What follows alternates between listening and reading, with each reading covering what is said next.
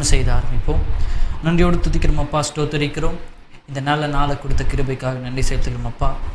இது ஆண்டவரே உம்முடைய வார்த்தையை நாங்கள் ஆராய்ச்சி செய்ய வந்திருக்கிறோம். ஆண்டவரே இந்த நாளை உம்முடைய கருத்தில் முழுமையாக ஒப்படைக்கிறோம் அப்பா. ஆண்டவர் இந்த நேரத்தை முழுமையாக ஒப்படைக்கிறோம். ஆண்டவரே உம்முடைய வார்த்தைக்கு செவி சாய்க்க, உம்முடைய வார்த்தை நீங்கள் இன்றைக்கி சொல்லிக் கொடுக்க போகிற உம்முடைய வார்த்தைக்காக நன்றி செலுத்துகிறோம் அப்பா. அதை முழுமையாக நாங்கள் அர்ப்பணிக்கிறோம் ஆண்டவரே.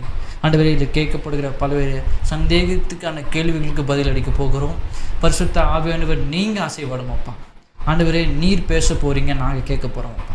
ஆண்டவரே நீரை கேட்க கொண்டிருக்கிற ஒவ்வொருடைய இதயத்திலும் அப்பா அவர்களுக்கு இருக்கிற சந்தேகத்துக்கு பதில் கொடுக்கவும், ஆண்டவரே உன் மீது அவர் வைத்திருக்கிற நம்பிக்கை இன்னும் பெருகும்படியாகவும் ஆண்டவரே நீரை உதவி செய்யணும் அப்பா. ஆண்டவரே இன்னும் ஆழமான சத்தியங்களை இன்னும் அவர்களுக்கு சென்றடைய நீங்கள் உதவி செய்யும். இந்த மீதியான அனைத்து நேரத்தை நம்முடைய காட்டில் படிக்கணும், நீ பொறுப்பெடுத்துக்கணும்.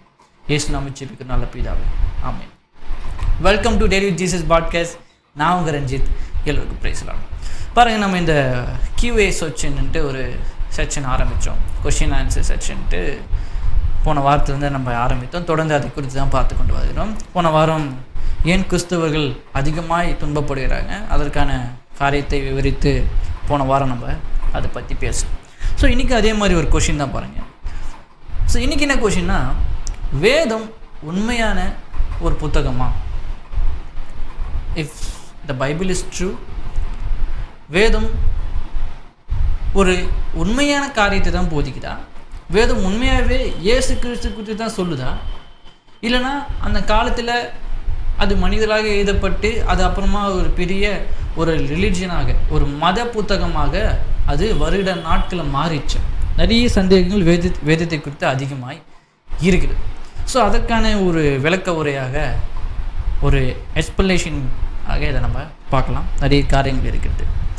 ஸோ பைபிள்ன்ற வார்த்தை பாருங்கள், இந்த லத்தீன்லேயும் கிரேக்க வார்த்தையிலேருந்து வருகிறது. அவருடைய அர்த்தம் என்னென்னா புத்தகம் தான், கேட்டிங்களா? அதுதான் அதனுடைய புத்தகம். ஆனால் விமர்சகர்கள் வைக்கிற அந்த கொஷின், இது வெறும் ஒரு குறிப்பிட்ட மக்களுக்கு இல்லை குறிப்பிட்ட காலத்தில் எழுதின புத்தகம் அப்படின்னாலும் பாருங்கள், ஒரு குறிப்பிட்ட காலத்தில் எழுதின புத்தகம் இருந்தாலும் இது எல்லா காலத்துக்கும் எல்லா மக்களுக்கும் தேவையான ஒரு புத்தகமாக இருக்குது.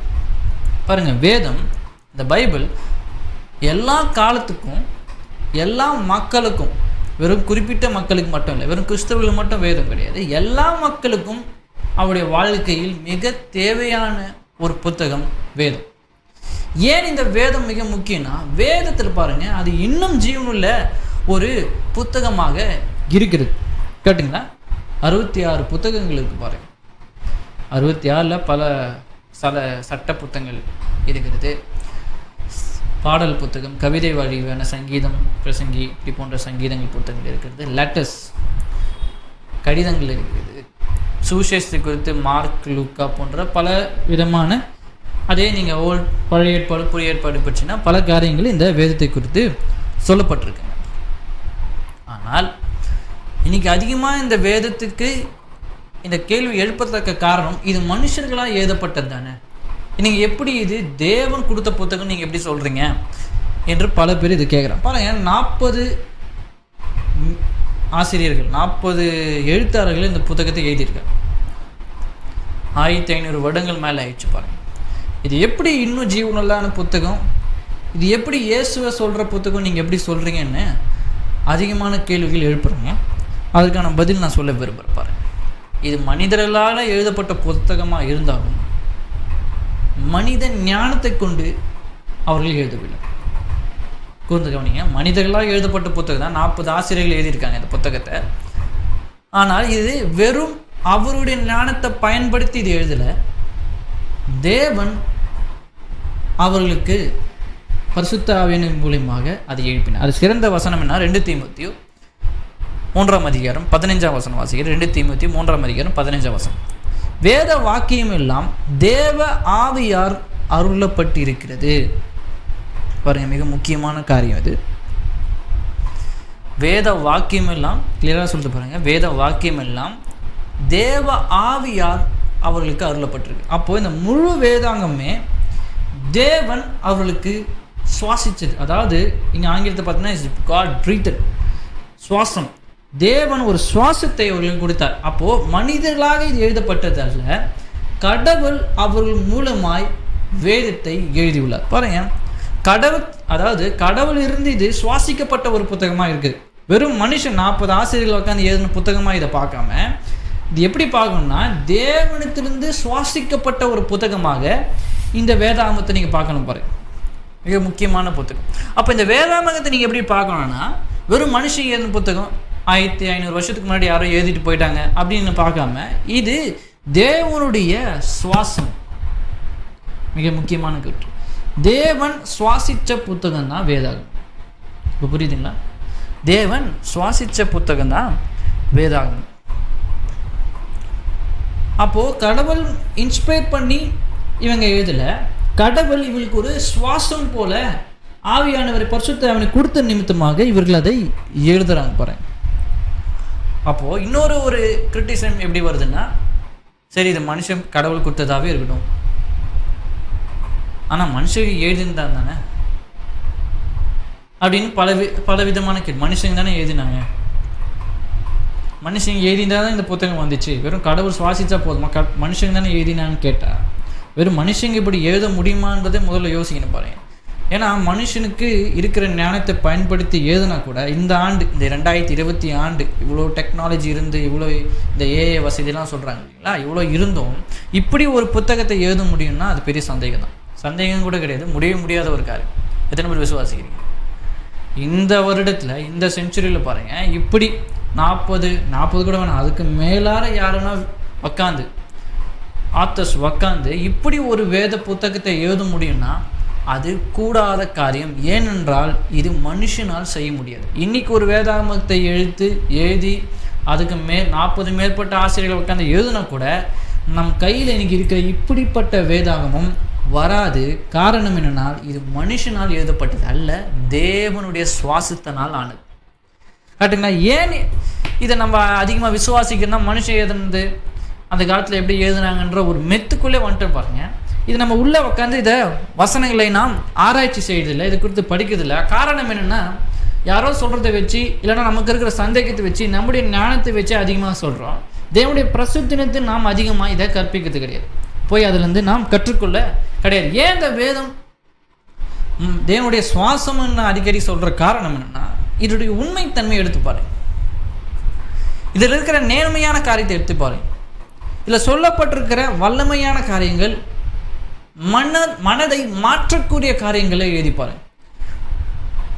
இன்னைக்கு வேதம் ஒரு மனுஷனுடைய இதயத்தை மாற்று மாதிரி வேற எந்த புத்தகமாவது மாற்றுதா? இல்லை. அப்போ இது எவ்வளோ நேர்மையாகவும் உண்மையாகவும் மனிதர்களுடைய இதயத்தை சரிப்படுத்துகிறதாகவும் இருக்கிறது. அப்போ பாருங்க, அப்போ இது கண்டிப்பாக இது தேவன் சுவாசித்த ஒரு புத்தகம் தான் என்பதை நாம் 100 மடங்கு அதிகமாய் சொல்ல முடியும். அப்போது வேதம் பல ஆசிரியர்களால் எழுதப்பட்டாலும் அது தேவன் சுவாசித்த புத்தகமாக இருக்கிறது. இப்போ இந்த முழு வேதமும் யாரை குறித்து சொல்லுது? இது மிக முக்கியமான காரியம். சென்டர் கேரக்டர்ன்றோங்க, ஆங்கிலத்தில் சென்டர் கேரக்டர்ன்றோங்க. அப்படின்னா அது மையக்கரு யார்? கிறிஸ்து இயேசுவே. அப்போ முழு வேதமும் நீங்கள் எடுத்து படிச்சிங்கன்னா கிறிஸ்துவ குறித்து பேசுகிற ஒன்றாகவே இருக்கிறது. அப்போ வேதத்தின் மையக்கரு இயேசு கிறிஸ்துவாகவே இருக்கிறார். முழு புத்தகத்தை நீங்கள் படித்து பார்த்தீங்கன்னா இயேசு கிறிஸ்துவே அவருடைய மைய கருத்தாய் இருக்கிறார். கரெக்டுங்களா? பாருங்கள், 66 புத்தகங்கள் இருக்குது, 40 ஆசிரியர்கள் மேலே எழுதியிருக்காங்க, 1500 வருடங்கள் மேலே ஆக்கப்பட்டிருக்கு. இன்னும் பல காரியங்கள் இருந்தாலும் இது கிறிஸ்துவ குறித்து தான் சொல்லப்படுகிற ஒரு காரியமாகுது. வாசிக்கிறேன், லூக்கா 24ஆம் அதிகாரம். லூக்கா 24 24 25 வரைக்கும் வாசிக்கிறேன். லூக்கா 24 25 27. அப்போது அவர் அவர்களை நோக்கி, தீர்க்கதரிசிகள் சொன்ன யாவையும் விசுவாசத்திற்கு புத்தி இல்லாத மந்த இதயம் உள்ளவர்களே. இதை நான் சொல்லிடுறேன். தேவன் உயிர்த்தெழுந்த பிறகு 2 பேர் பாருங்க எருசலேம் வழியாக போகிறாங்க. அப்போது கல்லறையில் அவருடைய சரீரம் இல்லைன்னு சொல்லிட்டு ஸ்திரீகள் பார்த்துட்டு வந்து ஊர் ஃபுல்லாக பேசப்படுகிறது. அப்போ இதை கேட்டு 2 பேர் பேசின்னு போகிறாங்க. இயேசு சரீரம் இல்லையா, சரீரத்தை யாரும் எடுத்துட்டாங்க அப்படின்னு சொல்லி 2 பேர் பேசின்னு போகிறாங்க. அப்போ தேவன் அவங்களோட கூட நடந்து போவார். அப்போ அவங்களுக்கு இன்டர்ஃபேஸ் ஆகி அவங்க கூட பேசுகிற வார்த்தை தான் இது.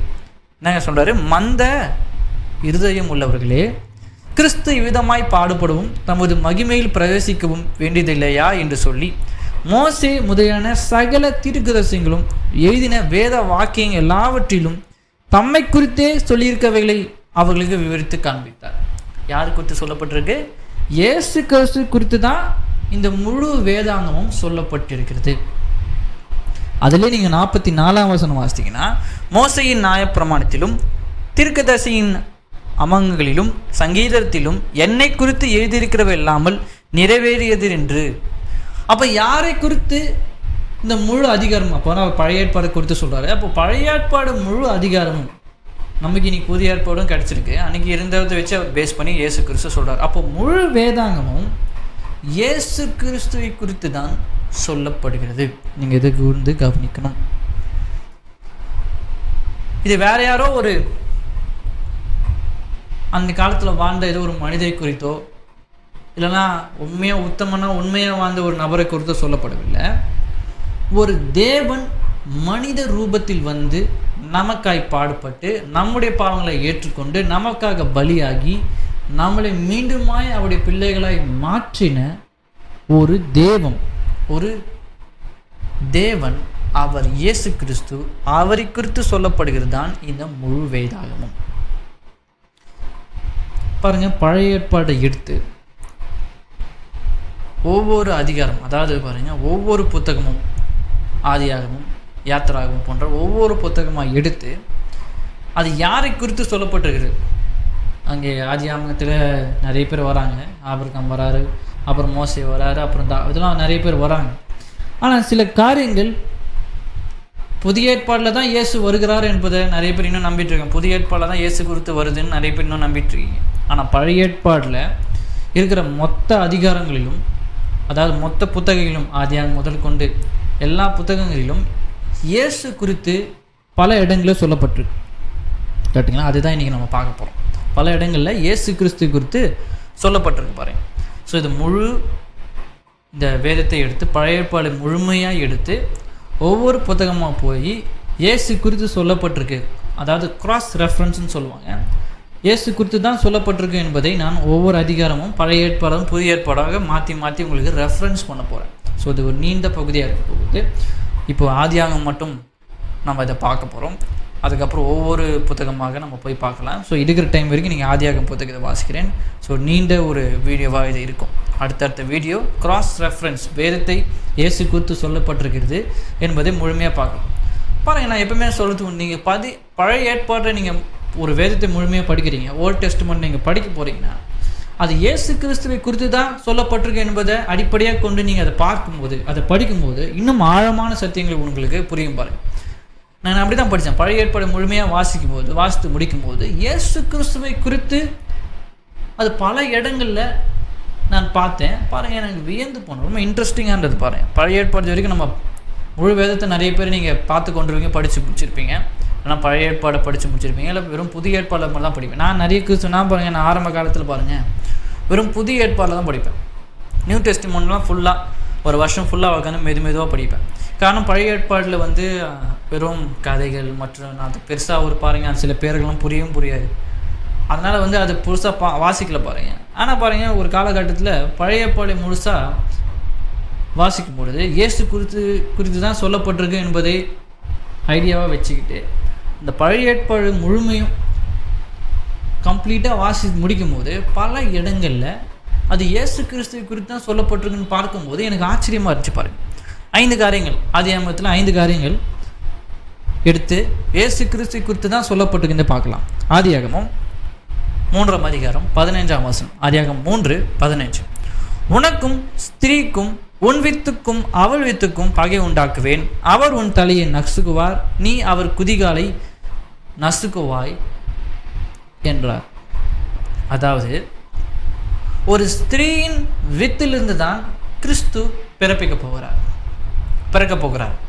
ஸோ இதன் அடிப்படையாக ஆதியாகமம் 3ஆம் அதிகாரம் 15ஆம் வசனத்தில் ஆண்டவர் என்ன சொல்கிறான்னா, உன் ஸ்திரீக்கும் அவளுத்துக்கும் ஒரு பகை உண்டாக்க போகிறேன். நீ எந்த ஸ்திரீ மூலமா பாவத்தை உருவாக்கினியோ அதே ஸ்திரீயின் வழியாக ஒரு இரட்சகரை பிறப்பிக்க போகிறேன்னு சாத்தானுக்கு ஆவியானவர் சொல்கிறார் பாருங்க. இதோட கிராஸ் ரெஃபரன்ஸ் நீங்கள் எங்கே போய் பார்க்கலாம்னா லூக்கா 1:34-35 வசனத்தை வாசிக்கிறேன். லூக்கா 1:34-35. அதுக்கு மரியாள் தேவதூதரை நோக்கி, இது எப்படி ஆகும்? புருஷனின் அறியேன் என்றார். தேவதூதன் அவளுக்கு பிரயுத்தமாக்க, பரிசுத்த ஆவி உன்மேல் வரும், உன்னதமானுடைய பலன் உன்மேல் நிழலிடும், அதனால் உன்னிடத்தில் பிறக்கும் பரிசுத்தம் உள்ளது தேவனுடைய குமாரன் எனப்படும். பாருங்க, அன்னைக்கு ஏவாள் நிமித்தமாக பாவம் இந்த பூமியில் வந்தது. சாத்தான் அவளை வஞ்சித்து அந்த ஸ்திரீ நிமித்தமாக பாவத்தை இந்த உலகத்தை கொண்டு வருகிறான். பாருங்க, அப்போ ஆண்டவர் சொல்ல, உன் வித்துக்கும் அவளுக்குக்கும் ஒரு பகை உண்டாக்குவேன். எந்த ஸ்திரீ நிமித்தமாக நீ இந்த பாவத்தை இந்த உலகத்தை கொண்டு வந்தியோ அதே ஸ்திரீயின் வித்து நிமித்தமாக இந்த உலகத்துக்கு ஒரு ரட்சிப்பை நான் கொண்டு வருவேன் என்று இங்கே சொல்றார். பாருங்க, அப்போ பழைய ஏற்பாட்டில் 3ஆம் அதிகாரத்தில் இயேசு கிறிஸ்து வரப்போகிறார் என்ற நற்செய்தி சுவிசேஷம் இருக்கு. பாருங்க, காட்டுங்களா? நற்செய்தி சுவிசேஷம் எங்கே இருக்குது பாருங்கள். ஆதியாகமம் 3ஆம் அதிகாரத்தில் ஆரம்பிச்சது. சுவிசேஷம்னாவே மார்க்கு, லூக்கா, யோவான்னு போய் தேடும்போது ஆதியாகமம் 3ஆம் அதிகாரத்திலே தேவன் வரப்போகிறார், நமக்கு ஒரு ரட்சகர் பிறகு போடுறன்ற ஒரு கிராஸ் ரெஃபரன்ஸ் இருக்குது பாருங்கள். நம்ம ஆழமாக அதை படிக்கும்போது நம்மளால் புரிந்து கொள்ள முடியும். அது மட்டும் இல்லாமல் மேசையா வரப்போகிறேன்னு சொல்லியாச்சு. அவர் எப்படி வரப்போகிறனால் ஆபிரகாம், ஈசாக்கு, யாக்கோபு போன்ற வம்சங்களில் அவர் வரப்போகிறார். முதல் காரியம், ஒரு வித்திலிருந்து அவர் வரப்போகிறார். அது யாருடைய வம்ச வழிகளுக்கு போனால் ஆபிரகாம், யாக்கோபு, யோசேப்பினுடைய வம்சங்களில் அவர் வரப்போகிறார். லூக்கு 3ஆம் அதிகாரம் 23ஆம் வசனம் வாசிக்கிறேன். லூக்கு 3:23. அப்போது இயேசு ஏறக்குறைய 30 வயது உள்ளவனானார். அவர் யோசேப்பின் குமாரன் என்று எண்ணப்பட்டார். அந்த யோசேப்பி எலியின் குமாரன். 34 வாசிக்கிறேன். அது நீண்ட பகுதி. நீங்கள் லூக்கா 23ஆம் அதிகாரம் எடுத்து பார்த்தீங்கன்னா ஒரு நீண்ட பகுதியாக இருக்கிறது. அதில் நிறைய பேர் இப்போ பாருங்க, யோசேப்பு எலியின் குமாரன், அந்த மாதிரி நிறைய இவர் பெற்றார், அவங்க மூலிமா அவங்க வந்தாங்கன்னு சொல்லிட்டு வந்துட்டே இருக்கும். ஸோ அந்த அடிப்படையில் யோசேப்பு பாருங்கள் ஏலியின் குமாரன். 34ஆம் அதிகாரம், யாக்கோபு ஈசாக்கின் குமாரன், ஈசாக்கு ஆபிரகாமின் குமாரன். நான் என்ன சொன்னேன்? ஆபிரகாம், ஈசாக்கு, யாக்கோபு போன்ற வம்ச வழியாக இயேசு கிறிஸ்து வரப்போகிறார், மேசையா வரப்போகிறான்னு சொன்னேன். இப்போ பாருங்கள், யார் மூலியமாக வர? பழைய ஏற்பாடு எங்கே ஆரம்பிக்குதுங்க? ஆபிரகாம், ஈசாக்கு, யாக்கோபு போன்ற வம்சங்களில் ஆரம்பிக்கிறது. அது மூலிமா தாவீது ராஜா வம்சத்தில் அவர் வரப்போகிறார். எங்கே ஆரம்பிக்கிறது பாருங்கள்? யோசேப்பு ஏலியின் குமாரன், அவங்க யார், இன்னார் யார் அப்படி சொல்லிட்டு வரும்போது 34ஆம் வசனம் வரும்போது யாக்கோபு ஈசாக்கின் குமாரன், ஈசாக்கு ஆபிரகாமின் குமாரன். பாருங்க எப்படி ஒரு இன்டர்லிங்க் ஆகுது பாருங்க. அப்போ இயேசு கிறிஸ்து இந்த வம்சத்தின் மூலிமா தான் பூமிக்கு வரப்போகிறார். 3வது காரியம், அவர் வெறும் மேசையாக ஒரு ஸ்திரீயின் ஒரு குழந்தையாக மட்டும் வரப்போல, அந்த குழந்தை பாருங்க யூதாவின் ராஜசிங்கமாக இருக்க போகிறார். ராஜா, அதாவது ஒரு ராஜ்யத்தை சாமிக்க போகிறார். கரெக்டுங்களா? அப்போ யூதாவின் ஒரு மேசையா ராஜாவாக வரப்போகிறார். வெறும் ஒரு குழந்தை பிறக்க போதில்லை, அந்த குழந்தை எப்படிப்பட்டதுங்க? ராஜாகவாய் பிறக்க போகுது. ஆதியாகமம் 49ஆம் அதிகாரம் 10ஆம் வசனம். கிராஸ் ரெஃபரன்ஸ் பண்ணுறாங்க. பழைய ஏற்பாட்டிலேருந்து இயேசு குறித்து சொல்லப்பட்டதை புதிய ஏற்பாட்டில் அதை எப்படி ரெஃபர் பண்ணி சொல்கிறாங்க என்பதை அடிப்படையாக பேசலாம். ஸோ ஆதியாகமம் 49ஆம் அதிகாரம் 10ஆம் வசனம். ஆதியாகமம் 49:10. சமாதான கர்த்தர் வருமளவும் செங்கோல் யூதாவை விட்டு நீங்குவதும் இல்லை, நியாயப்பிரமாணிகன் அவன் பாதங்களை விட்டு ஒழிவதும் இல்லை, ஜனங்கள் அவரிடத்தில் சேருவார்கள். பாருங்க, இன்னும் வசனம் சொல்ல மீண்டும் வாசிக்கிறேன். சமாதான கர்த்தர் வருமளவும் செங்கோல் யூதாவை விட்டு நீங்குவதும் இல்லை, நியாயப்பிரமாணங்களின் அவன் பாதங்கள் விட்டு ஒழிவதும் இல்லை என்று ஜனங்கள் அவரிடத்தில் சேருவார்கள். பாருங்க, யூதா தேசத்தை குறித்து ஒரு சக்தி வாய்ந்த, அதாவது வல்லமையான ஒரு தீர்க்க தரிசனம் இந்த அதிகாரத்தை சொல்லப்பட்டிருக்கு.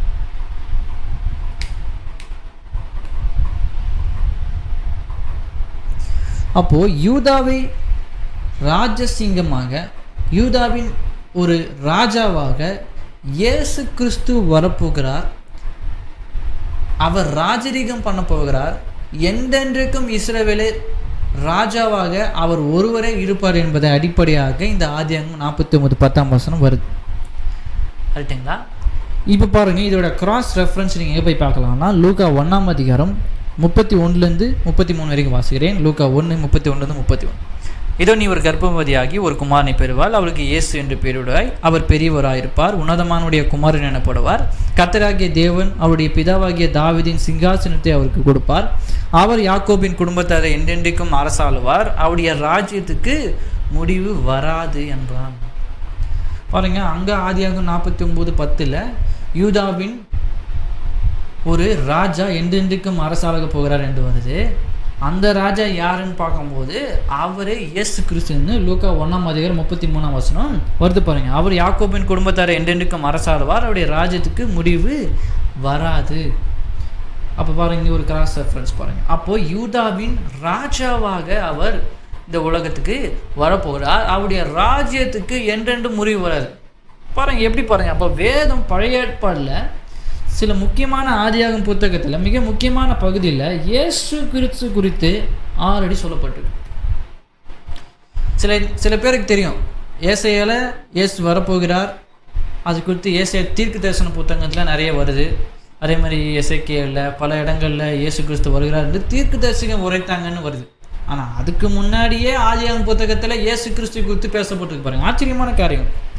ஆதியாகமம் புத்தகத்திலே இயேசு கிறிஸ்து வரப்போகிறார் என்ற காரியங்கள் ஆல்ரெடி பேசப்பட்டிருக்கு பாரு. நட்டிங்களா? 4வது காரியம், மெல்சேக்கின் நபரை போல ஒருவர் நம்முடைய ஆசாரியாக வரப்போகிறார் என்பதை அடிப்படையாக ஆதியாகமத்தில் குறிப்பிடப்பட்டுள்ளது. பாருங்க, ஆதியாகமம் 14:18 வாசிக்கிறேன். ஆதியாகமம் 14:18 அன்றியும் உன்னதமானுடைய தேவனுடைய ஆசாரியனாய் இருந்த சால்மேயின் ராஜாவாகிய மெல்சிகேனுக்கு அப்பமும் ராட்சரசமும் கொண்டு வந்தது. பாருங்க, இந்த மெல்சிகே என்பது இவர் பாருங்க இங்கே சொல்லப்பட்டு இவர் சாலேமின் உடைய ராஜா மட்டும் இல்லை, இவர் ஒரு ஆசாரியாகவும் இருக்கிறார். பாருங்க, மெல்சேக்கு 2 இடத்துல தான் வருவார். ஒன்று இங்கே ஆதியாகமத்தில், இன்னொன்று சங்கீதத்தில் வருவார். அதுக்காக புதிய ஏற்பாடில் எபேசியரில் நீங்கள் பார்க்கலாம். இந்த மெல்சேக்கின்றது மிக முக்கியமான பகுதி பழைய ஏற்பாடில். ஏன்னா பாருங்கள், ஆபிரகாம், ஈசாக்கு, யாக்கோப்பு போன்ற எல்லா ஆசீர்வதிக்கப்பட்ட ஜனங்களும் அதிகமான ஆசீர்வாதத்துக்குரியவர் இவர் ஒருவர் தான், மெல்சேக்கேக்கு தான். இந்த மெல்சேக்கேன்ற அர்த்தம் பாருங்கள், நீதியின் ராஜா என்று அர்த்தமா. இந்த மெல்சேக்கேன்னு சொல்லும் போது இவருடைய அர்த்தம் என்னென்னா நீதியின் ராஜா. இந்த மெல்சேக்குக்கு பாருங்கள் ஒரு தனித்துவமான ஒரு அர்த்தம் இருக்குது. ஏன்னா அவர் ராஜாவும் இருக்கிறாரு, ஒரு ஆசாரியாராகவும் இருக்கிறார்.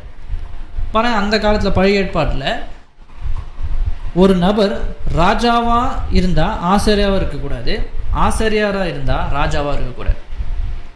அப்படி ஒரு தடை கர்த்தர் வைத்திருந்தார் பாருங்க பழைய ஏற்பாட்டில். ஆனால் இவர் ஆரோனை போல சொல்லப்படவில்லை. மிக கூர்ந்து கவனிக்கணும். இஸ்ரவேல் பாருங்க, இஸ்ரவேல் ராஜாக்கள் ஆசாரியர்களாக இருப்பதையும் இல்லைன்னா ஆசாரியர்கள் ராஜாவும் இருப்பதையும் தேவன் தடை செஞ்சார். அப்போது ஆரோனை போல இந்த மெல்சேக்கு இல்லை பாருங்க. காட்டுறேன். 2 நாளாகவும் 26 14-23 நீங்கள் வாசித்தீங்கன்னா அதில் சொல்லப்பட்டிருக்கும். அப்போது அங்கே பாருங்கள், ஊசியா என்ற ஒரு ராஜா இருக்கிறார். அந்த ஊசியா ராஜா பாருங்கள் ஆசிரியர் வேலையும் செய்கிறாரு, அதில் ஒரு மேட்டுமையான எண்ணத்தோடு அதை செய்கிறார். ஸோ அதன் மூலியமாக என்ன படுக்கப்படுக்குதுன்னா, அந்த வாசிக்கு நேரம் இல்லாததுனா நான் குயிக்காக வாசித்துறேன், குயிக்காக போயிடுறேன். அப்போ ஊசியா ராஜா பாருங்கள் மன மேட்டுமையோடு அந்த வேலையை செய்கிறதுனால பாருங்கள் கர்த்தர் அவருக்கு அந்த குஷ்டரோகத்தை கொடுத்து வாழ்நாள் முழுவதும் அவர் சாக வரைக்கும் குஷ்டரோகத்தில் தான் இருக்கணுன்ற ஒரு தண்டனை கொடுப்பார். 2 நாளாகவும் 21 வாசிக்கிறேன். 2 நாளாகவும் 26 ராஜாவாகிய ஊசியா தன் மரண நாள் மட்டும் குஷ்டரோக இருந்து பாருங்க, இவர் ஆசிரியரும் பணியும் அந்த இடத்த செய்வார். அது ஒரு மேட்டுமையான எண்ணத்தில் அதை அப்ரோச் பண்ணனால ராஜா பாருங்க, அதனால் கர்த்தர் இவரை குஷ்டரோகியாக கடைசி வரைக்கும் ஆக்கிடுவார். அப்போது பழைய ஏற்பாடில் ராஜா ஆசாரியாக இருக்கக்கூடாது, ஆசாரியம் ராஜாவாக இருக்கக்கூடாது, இப்படி ஒரு தடை இருந்தது. அப்போ ஆரோனை போல இவர் இருக்கிறாரா அப்படின்னு கேட்டால் இல்லை.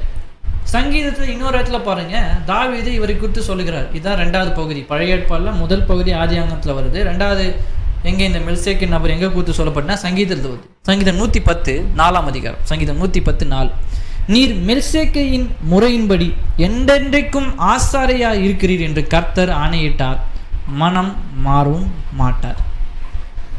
மெல்சேக்கையின் முறையின்படி, அதாவது மெல்சேக்கு மாதிரி நீர் என்றென்றும் ஆசாரியராய் இருக்கிறீர். அப்போ பாருங்க, ஆரோனின் ஆசாரிய வரிசையில் மாதிரி ஆரோனுடைய முறையின்படி என்று சொல்லப்படவில்லை, மெல்சேக் என்று தனித்துவமாக சொல்லப்படுகிறது. ஏனென்றால் அவர் பாருங்க, வாழ்ந்த நாட்கள் மிகவும் உன்னதமானவராக இருந்தார், அவ்வளோ நீதி உள்ளவராக இருந்தார். ஸோ அதை ரெஃப்ளெக்ட் பண்ணுற மாதிரி பாருங்க இங்கே அது குறித்து சொல்லப்பட்டிருக்கு. அப்போ பாருங்க, ஏதோ ஒரு பழைய ஏற்பாட்டில் கொடுத்த ஆசாரியனும் போல இல்லாமல் இந்த ஆசாரியர் இயேசு கிறிஸ்து என்று சொல்லப்படும் இந்த ஆசாரியர் மெல்சேக் என்று குறிப்பிடப்படுகிறது. இவர் மிகவும் உன்னதமானவர், மகா நீதி உள்ளவராய் இருக்கிறார் என்பதற்கான அடிப்படையில் மெல்சேக்கை குறித்து இந்த இடத்துல சொல்லப்பட்டிருக்க பாருங்க. அப்போ அவர் ஒரு ஸ்ரீயின் வித்திலிருந்து வரப்போகிறார், வெறும் ஒரு குழந்தையாக வரப்போதில்லை, ராஜரீகம் பண்ண போகிறார், யூதாவின் ராஜசிங்கமாக வரப்போகிறார். அதே மட்டும் இல்லாமல் அவர் ஒரு ஆசாரியராக தனித்துவமாக இருக்கிற மெல்சேக்கின் ராஜா ஆசாரியமாக அவர் இந்த உலகத்துக்கு வரப்போகிறார். 5வது இந்த முக்கியமான பாயிண்ட், யோசேப்பை குறித்து, யோசேப்பும் இயேசு கிறிஸ்துவத்தை குறித்து ஒரு ஒற்றுமை இருக்கு பாருங்க. அது ரொம்ப சீக்கிரமாக நான் சொல்கிற டைம் இல்லாதனால நீங்கள் யோசேப்பினுடைய கதையை எடுத்து படித்து பார்த்தீங்கன்னா இயேசு கிறிஸ்துவை குறித்து அதிக இடங்களில் சொல்லப்பட்டிருக்கு. நிறைய இடங்களில் யோசேப்பு குறித்து பார்க்கும்போது யோசேப்பு குறித்து தான் நம்ம அதிகமாக நிறைய நம்முடைய போதர்கள் ஊழியர்கள் நிறைய பேசியிருக்காங்க. ஆனால் இயேசு குறித்து இது சொல்லப்பட்டிருக்கு. எப்படி சொல்கிறேன்னா, நிறைய வேத பகுதியை நம்ம வாசிக்க போகிறோம், நேரில் அதுக்கு அந்த டக்கரை நான் வாசிடுறேன் பாருங்க. இவரை கொலை செய்ய வேண்டும் என்பது யோசேப்பை தன் சொந்த சகோதரர்கள் கொலை செய்ய முயற்சித்தாங்க. கேட்டுங்களா? எதில் வருதுன்னா ஆதியாகமம் வாசிக்கலாம். ஆதியாகமம் 37ஆம் அதிகாரம் 18-19 வசனம் வாசிக்கிறேன். ஆதியாகமம் 37ஆம் அதிகாரம் 18-19. அவன் தூரத்தில் வருவதை அவர்கள் கண்டு அவன் தங்களுக்கு அருகில் வந்ததற்கு முன் அவரை கொலை செய்யும்படி சதி யோசனை செய்து, 18 வசனம் வருது பாருங்க. யோசேப்பு அவன் தூரத்திலிருந்து வரான், அவனை எப்படியாவது கொலை செய்யணும்படி அவனுடைய சொந்த சகோதரர்கள் இங்கே ஆலோசனை பண்ணுறாங்க. இது யோசேப்புடைய கதையில். இது பழைய ஏற்பாடு. புதிய ஏற்பாடில் நீங்கள் வந்தீங்கன்னா மத்தேயு 26ஆம் அதிகாரம் திருப்புங்க. வேதம் இல்லைன்னா வேதத்தை எடுத்து வச்சுக்கோங்க, பைபிள் எடுத்து வச்சுக்கிட்டு சொல்கிற அதிகாரத்தை திருப்பி நீங்கள் கண்ணுக்கொன்னா பார்க்கும்போது இன்னும் ஈஸியாக உங்களுக்குள்ளே நிறைய விஷயங்கள் போக போகிறேன். மத்தேயு 26ஆம் அதிகாரம் 14ஆம் வசனத்தை வாசிக்கிறேன், 14-16 வரைக்கும். அப்போது 12 பேரில் ஒருவனாகிய யூதாஸ்காரியத் என்பவன் பிரதான ஆசை எடுத்து போய், நான் அவர்களுக்கு காட்டி கொடுக்கிறேன், நீங்கள் எனக்கு என்ன கொடுக்கிறீர்கள் என்று அதுக்கு அவனுக்கு 30 வெள்ளிக்காசை கொடுக்கிறேன் ஒத்துக்கொண்டான். அது முதல் அவன் அவரை காட்டி கொடுப்பதுக்கு நேரம் பார்த்து கொண்டிருந்தான். இதுக்கு காட்டி கொடுக்குறான் இங்கே யூதாசு, கொலை செய்யும்படியாக. யார்? அவனுடைய கூட இருந்த இயேசு கூட இருந்த சீஷர்கள் ஒருவன் யூதாஸ் அவரை கொலை செய்யும்படி சதி திட்டுறான். அங்கே யோசேப்பு தன் சொந்த சகோதரர்களாக கொலை செய்யும்படி ஒரு சதி யோசனை செய்யப்படுகிறது. இப்போ ரெண்டுமே யோசேப்பின் கடையை எடுத்து நீங்கள் இயேசு கிறிஸ்துவை பார்க்க முடியும். எவ்வளோ அருமையான பாதையும் பாருங்க. அது மட்டும் இல்லை, இதில் இன்னொரு முக்கியமான ரெஃபரன்ஸ் என்னன்னா, அந்த 30 வெள்ளிக்காசுக்காக இயேசுவை காட்டி கொடுப்பாங்க இல்லைங்களா, அதே 25 வெள்ளிக்காசுகளுக்காக அவனுடைய சகோதரை விற்று போடுவாங்க. மீண்டுமாய் வாசிங்க, மீண்டுமாய் போவோம். ஆதியாகமம் 37ஆம் அதிகாரம் 17 வசனத்தில் வாசிக்கிறேன். ஆதியாகமம் 37:17. அந்த மனிதன் அவர்கள் இந்த இடத்துக்கு போய்விட்டார்கள், தோத்துக்கு போவோம் என்று அவர்கள் சொல்ல கேட்டேன். அப்போது யோசேப்பை தன் சகோதரர்களை தொடர்ந்து போய் அவர்களை தோத்துவிலை கண்டுபிடித்தான். அவன் தூரத்தில் வருவதை அவருக்கு தங்களை கண்டு அவன் தங்கள் அருகில் வருவதற்கு முன் அவனை கொலை செய்யும்படி சதி யோசனை செய்து ஒருவருக்கொருவர் நோக்கி, இதோ கனவு காண்கிறவன் வருகிறான், நான் அவனை கொன்று இந்த குழியில் ஒன்றில் அவனை போட்டு ஒரு கொடிய மிருகம் அவனை கொன்றது என்று சொல்லுவோம் என்று வாருங்கள், அவனுடைய கனவுகள் எப்படி நிறைவேறும் என்று பார்ப்போம் என்றார். ரூபன் அதை கேட்டு அவன் அவர்களுடைய கையை தப்புவித்து அவனை அவனுடைய தகப்பனுக்கு திரும்பவும் கொண்டு போக மனதுருவனாகி அவர்களை நோக்கி, அவனை கொலை வேண்டாம், நீங்கள் ரத்தம் சிந்தக்கூடாது, நீங்கள் அவன் மேல் கையை வைக்காமல் அவனை வனாந்தத்தில் உள்ள இந்த குழியில் போட்டு விடுங்கள் என்று சொல்லி இந்த விதமாய் ரூபன் அவரிடத்திலிருந்து தப்புவித்தான். யோசேப்பை தன் சகோதரனிடத்தில் சேர்ந்தபோது யோசேப்பு அணிந்து கொண்ட பருவானான அங்கியை அவர்களை சுற்றி அவளை தூக்கி அந்த குழியில் போட்டார்கள். அது தண்ணி இல்லாத வெறும் குழியாக இருந்தது. நீண்ட பகுதி அது. 20ஆம் வசனம் வாசிக்கலாம். அவனை இந்த இஸ்மேலுக்கு விற்று போடும் வாருங்கள் என்று தமது கையில் அவன் மேல் படாது இருப்பதாக என்று அவன் தம்முடைய சகோதரனுக்கும் தம்முடைய சரீரமாய் இருக்கிறானே என்று அவனுக்கு சகோதரர்கள் அவனை சொல்லி சம்பித்தார்கள். அந்த வியாபாரிகளுக்கான மீதியானின் கடந்து போகும்போது அவர்கள் யோசேப்பை அந்த குழியிலிருந்து தூக்கி எடுத்து அவனை இஸ்மேவேர் கையில் 20 வெள்ளிக்காசுக்கு விற்று போட்டார்கள். 28ஆம் வசனத்தை பாருங்க. 28 28 வெள்ளிக்காசுக்கு 20 வெள்ளிக்காசுக்கு விற்று போட்டாங்க. அங்கே யூதாஸ் 30 வெள்ளிக்காசுகளுக்கு கர்த்தரை காட்டி கொடுக்கலாம். பாருங்க எப்படி ஒரு இன்டர்லிங்க் ஆகுது பாருங்க. அது மட்டும் இல்லாமல் அவங்க செய்யாத தப்புக்கு வீணான பழியை போட்டு அவர்களை கொலை செய்ய அவங்க முன் வந்தாங்க பாருங்க. இதே ஆதியாகமம் 39ஆம் வசனம் வாசிக்க. நிறைய வேதம் பகுதிக்கு நாம் போக போகிறோம், ஏன்னா அது மிக முக்கியமான காரியமாக இருக்குது. ஸோ ஆதியாகமம் 39:17 வாசிக்கிறேன். 39. நீர் அம்மிடத்தில் கொண்டு வந்து அந்த எபிரிய வேலைக்காரன் தவறான எண்ணத்துடன் என்னிடத்தில் வந்தான். அப்போது நான் சத்தமிட்டு கூப்பிட்டேன், அவனுடைய என்னிடத்தில் விட்டு வெளியே ஓடி போனான் என்றாள். உம்முடைய வேலைக்காரன் எனக்கு இப்படி செய்தான் என்று தன் மனைவி தன்னிடம் சொன்ன வார்த்தைகளே அவனுடைய எஜமான் கேட்டு அவன் மீது கோபமடைந்தான். பாருங்க, எஜமானுடைய மனைவி மீது யோசேப்பை எச்சித்தான் சொல்லி எஜமானுடைய மனைவி பொய்யான புகாரை யோசேப்பின் மீது வைக்கிறாங்க. இங்கே அதே மாதிரி மார்க் 14 பாருங்க, நிறைய பகுதி போக வேண்டியிருக்கு பாருங்க. மார்க் 14 வேகமாக எடுப்போம். மார்க் 14:55 வாசிக்கிறேன். அப்போது பிரதான ஆசிரியர்களும் யோசனை சங்கீதர்களும் அனைவரும் இயேசுவை கொலை செய்வதற்கு அவருக்கு எதிராக சாட்சிகளை தேடினார்கள். சாட்சி சொல்ல ஒருவனும் வரவில்லை. அநேகர் அவருக்கு எதிராக பொய் சாட்சி சொல்லும்படி அந்த சாட்சிகளை ஒத்துப்போகவும் இல்லை. அப்போ சிலர் எழுந்து, கையினால் கட்டப்பட்ட இந்த தேவாலயத்தை நான் இடித்து போடுவேன், கையினால் கட்டப்படாத வேறொன்றை 3 நாளைக்குள் கட்டுவேன், இவன் சொன்னதை அவர்கள் கட்டோம் என்று அவருக்கு எதிராக பொய் சாட்சி சொன்னார்கள். அப்படி சொல்லியும் அவர்களுக்கு சாட்சி ஒத்தி போகவில்லை. ஸோ இயேசுவை அது செய்யாத குற்றத்துக்கு அவர் மீது பொய்யான குற்றஞ்சாட்டை சாட்டுறாங்க. யோசேப்பு செய்யாத குற்றத்துக்கு அவனுடைய எஜமானுடைய மனைவி அவன் மேலே குற்றம் சாட்டுறாங்க. இங்கே இயேசு இடத்துல பாருங்கள், அவர் செய்யாத குற்றத்துக்கு இந்த பிரதான ஆசிரியர்கள் அவர் மீது வீணான குற்றச்சாட்டை சுமக்கிறாங்க. ஆனால் இந்த 2 ஸ்டோரியிலையும் என்னுடைய கிளைமேக்ஸ் பார்ட், அதாவது கடைசி பகுதி பாருங்க,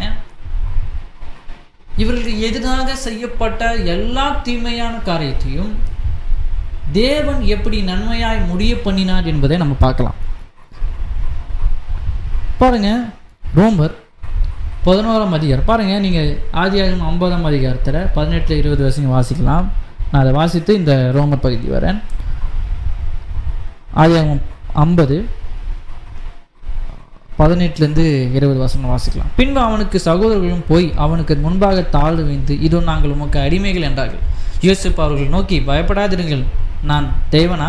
நீங்கள் எனக்கு தீமை செய்ய நினைத்தீர்கள், தேவனோ இப்போது நடக்க வருகிறபடியே திரளான மக்களை இவரோடு காக்கும்படி அதை நன்மையாக முடிய செய்தார்.